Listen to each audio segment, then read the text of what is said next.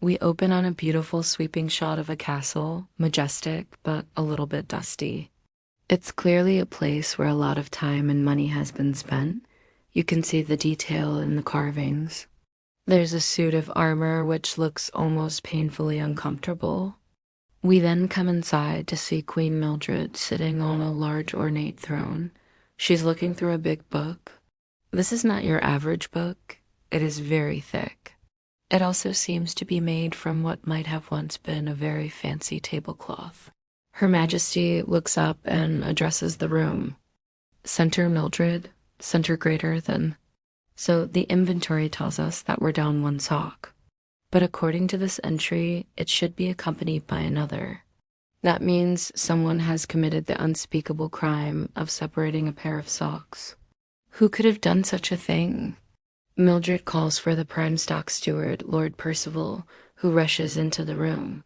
He makes such a grand entrance that his elaborate feathered hat falls off his head and nearly knocks him unconscious. Center Mildred, center greater than, speak plainly, man. Has the sock registry been tampered with? Center Percival, center. Your Majesty, I fear the inventory has suffered a most grievous disruption.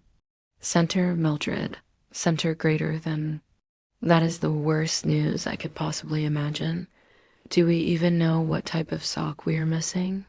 How badly is this disruption? Center Percival, center. It's worse than you think.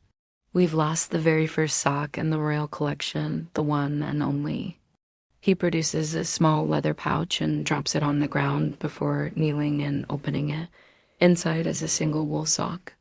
It looks old and definitely doesn't match anything else in the room. Center Mildred, center greater than blasphemy. What does the registry say about this one? Center Percival, center. It says here that it is a nameless sock gifted to Sir Cuthbert I when he embarked on the great expedition beyond the river. To find out what happened to the other sock, we would have to consult the very first pages of the registry itself. The Queen lets out a frustrated sigh as she gets to work. She brushes cobwebs out of the way and looks down at the brittle parchment. Center Mildred, center. Yes, here we are. Item 1, the founding stock, Sir Cuthbert's woolen relic. Mismatched with item 742 due to treasonous shrinking. Note that shrinking has long since stopped, and the sock has been marked for reweaving. If this entry is correct, then the sock has been missing for nearly 800 years. The Queen turns to her courtiers. Center Mildred, center. It looks like we're gonna need to send out some investigators. Lady Sibyls, my esteemed arch-archivist, have you had any luck locating the other sock? Send her Snibbles, center. No luck, Your Majesty. These ancient texts are written in the goat ink on the rarest sheepskin paper. Even the faintest smudges are unreadable. As Mildred continues poring over the books, we fade out.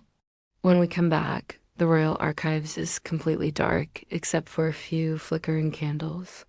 The Royal Sock investigators, Sir Darnley and Lady Snibbles, are hunched over a desk poring over old files. Center, Snibbles, center. If you look closely, you can just make out the writing. It says, "Beware the dreaded X."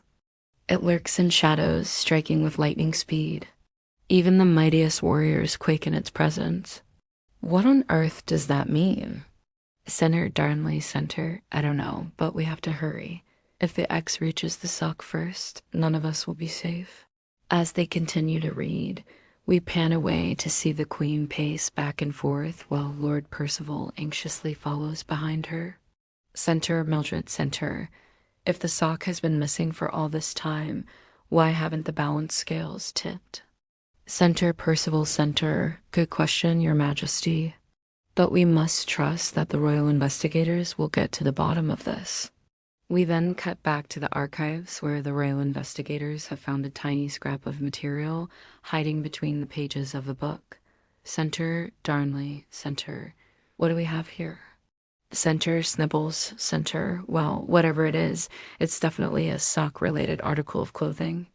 Let's see if we can find some answers. They bring their magnifying glasses closer to the fragment and smile. Center, Darnley, center, Eureka. This is a sock tag. I can just make out the writing. It reads, Return to sender. So the sock was mailed somewhere. With a new sense of purpose, the investigators set out to uncover where this mysterious package was sent. We then cut to the Royal Mailroom, complete with a stone floor, high ceilings, and huge stacks of packages. Center, Royal Mailmaster, center. The Royal Mail is at your service. What can I help you with today? Center, Darnley, center. We're looking for a diplomatic pouch that was sent out a while ago. It had a hand-knitted tag that said, Return to sender. When did you ship it? The mailmaster consults a massive scroll wrapped around a stick. Center, Royal Mailmaster, center. That's a tough one. There are so many scrolls. Wait, I think I have just the thing. He pulls out a giant stamp catalog, opens it to a random page, and places his finger on a particular stamp. Center, Royal Mailmaster, center. Here we go. So this is the stamp that was used. The recipient must be quite far away. Center, Darnley, center. Where exactly were they sending the sock? Center, Royal Mailmaster, center. Oh, that would be the Duchy of Fluffingrad. That's right. I remember now. The Duchess sent a rather generous tip to the royal seamstresses. And as a thank you, we shipped her a sampling of our finest wools, including the one and only sock from His Majesty's royal sock drawer. As Darnley and Snibbles look at each other in horror, we fade out. When we come back, the entire court is assembled in the throne room. The Queen stands next to her royal advisor, Lord Percival, who looks incredibly nervous. Meanwhile, the royal investigators stand proudly before them. Center, Mildred, center, royal investigators, you have uncovered some shocking news. Tell me, was the mystery of the missing sock solved? Center, Darnley, center, yes, Your Majesty. The sock was mailed to the Duchy of Fluffingrad. Center, Mildred, center, and what are we going to do about it? Center, Darnley, center, well, we could always just invade Fluffingrad and take it back by force. Center, Snibbles, center, or we could try diplomacy. We could ask the Duchess to return the sock peacefully. Center, Mildred, center. You both raise good points. But being as how the Duchess has insulted us by stealing our precious sock, I say we give her a taste of her own medicine. Lord Percival, prepare a diplomatic pouch. We shall send the Duchess an anonymous gift of our finest linens and see if we can get a rise out of her. She takes the pouch from him and addresses the entire court. Center, Mildred, center, go. Deliver this personally and discreetly to the Duchess. And bring me word of her response. Percival bows and heads toward the door. As he exits, the Queen turns back to the royal investigators. Center, Mildred, center, good work, royal investigators. By royal decree, each of you shall receive a lifetime supply of matching socks. We pan up to show the Queen's face. She has a satisfied smile on her face. As the end credits roll, we hear the following. Did the plan work? Of course it did. The Duchess returned the sock, along with a formal apology and a crate of hand-sewn cashmere slippers.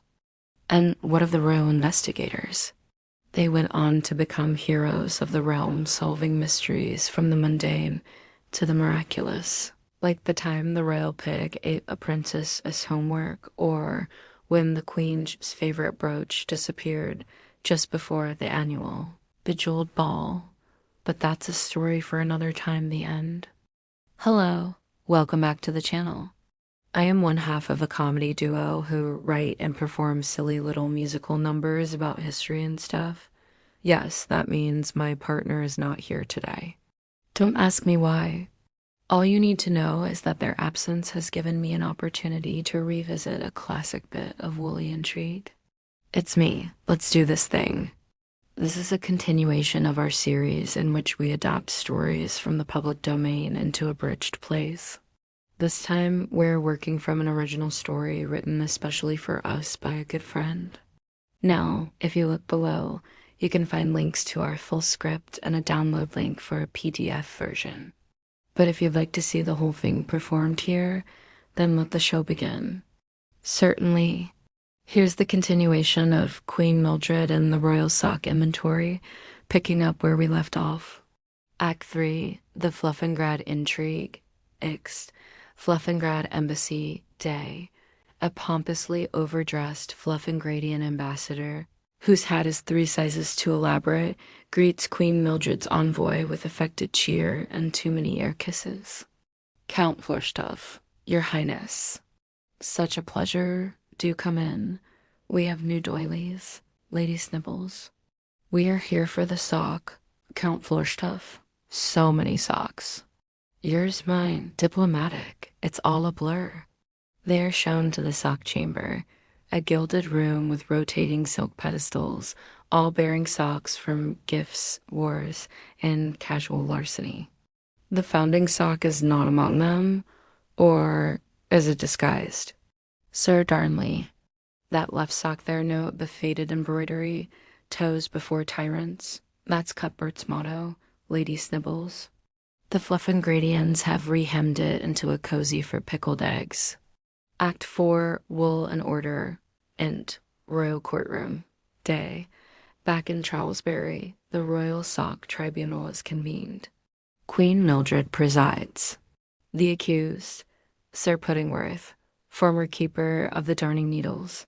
Mildred, you were the last to sign the scroll of sock custodianship before the sock vanished. Sir Puddingworth, I merely polished the footlocker, Your Majesty. With beeswax and reverence. Percival, someone forged a transfer order using purple ink, a color reserved only for high treason and birthday cards. Act 5, Sock Down and Reckoning, Int, Palace Basement, Night. Mildred, in her nightgown and crown, investigates alone. She follows a trail of lint, past moldering banners and forgotten thrones, until a secret sock vault. Inside, hundreds of retired royal socks, and at the center, the founding sock, gloriously mismatched. Mildred, so ...